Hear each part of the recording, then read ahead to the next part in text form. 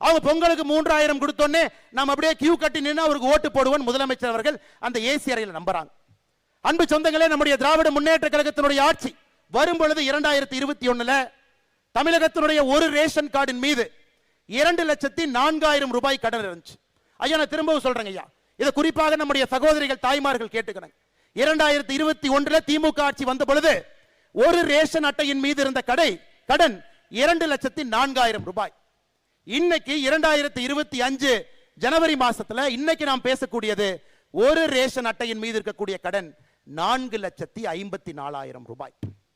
2,04,000 ரூபாய் ரேஷன் அட்டையின் மீது இருந்த கடன் இன்னைக்கு 4,54,000. எவ்வளவு ஏத்திருக்கிறீங்க? 2,50,000 ரூபாய் ஒரு ரேஷன் அட்டையின் மீது ஒரு குடும்பத்தின் மீது கடனை ஏத்திட்டு பொங்கலுக்கு எவ்வளவு கொடுத்தீங்க? 2026 22 0 பொங்கலுக்கு 1 ரூபாய் கொடுக்கல.